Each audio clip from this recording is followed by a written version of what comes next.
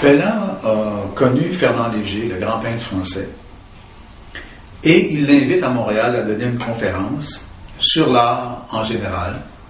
dans le cadre de son enseignement. Mais Léger, n'écoutant que son courage ou sa pensée, décide de profiter de son passage à Montréal pour dénoncer l'académisme de l'enseignement au Québec et en France dans certains cas, et s'en prend en particulier au directeur de l'École des Beaux-Arts, Charles Maillard. Il appelle à une libération picturale, à une modernité, il encense Pelland et ses collègues, et c'est pas long que quelques jours après, Pelland doit démissionner de l'École des Beaux-Arts. Il en profite, hors de l'enseignement, pour se préparer à un retour à Paris, mais comprenant qu'il est devenu maintenant une sorte de figure montante de l'art moderne à Montréal,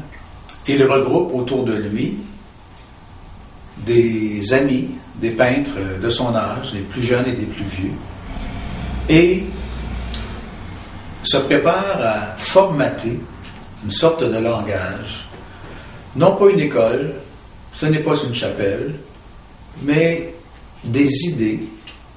qui vont concrétiser ou exprimer sur papier sa pensée et celle des autres qu'il côtoie.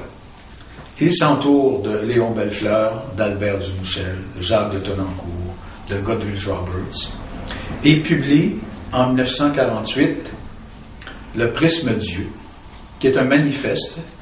où Pelland, réagissant à la tradition et aux approches idéologiques d'autres courants, principalement européens, sentant aussi souffler dans son dos le souffle de Paul-Émile Bordua qui est en train de donner à l'art abstrait une nouvelle dimension, il publie son manifeste dans lequel il exprime sa volonté d'exprimer par la peinture une liberté totale, sans mur, sans frontières. Peu après, il retourne à Paris et continue à fréquenter les mêmes milieux, et pendant plusieurs années, sa gloire et sa notoriété se décuplent. Il revient à Montréal, il repart, des séjours plus ou moins prolongés, et en 1955, au Musée d'art moderne du Canada, à Ottawa,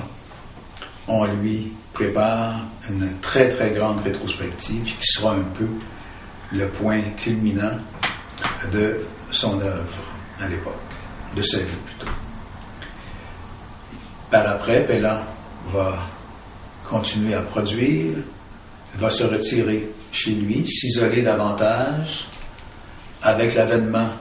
du refus global de Bordua et des autres,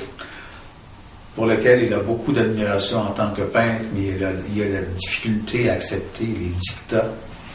de Bordua et du groupe. Il se retire donc chez lui, à Laval, et continue à produire son œuvre éclatée, tout en couleur, avec un humour que personne n'a atteint jusqu'à maintenant. Et dans les années 60, vers la fin des années 60,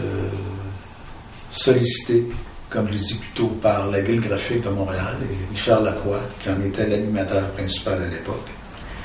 il découvre la sérigraphie,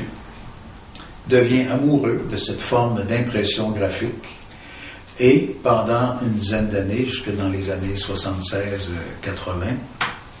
il va produire une grande quantité d'estampes en coffret, en œuvres en planche libre,